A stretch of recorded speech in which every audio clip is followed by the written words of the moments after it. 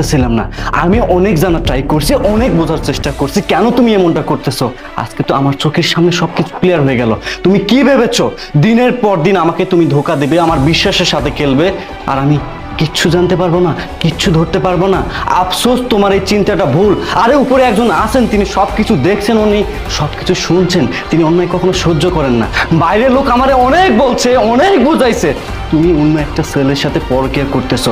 আমি বিশ্বাস করতে পারি নাই, কসম আমি বিশ্বাস করতে পারি নাই। কেনই বা বিশ্বাস করব? কারণ আমি তোমাকে অনেক ভালোবাসি। এমন একটি দিন, এমন একটি ঘটনা আমার লাইফে আসবে আমি কখনো কল্পনা করতে পারি নাই। এই আমি এত এত পরিশ্রম করতেছি কার জন্য? সারা দিন রাত আমি ডিউটি করতেছি শুধুমাত্র তোমাকে ভালো রাখার জন্য। তোমাকে ভালো রাখতে গিয়ে আমি 10 টাকা অপচয় পর্যন্ত করি না। কেন করি নাই, কি জন্য করি নাই জানো?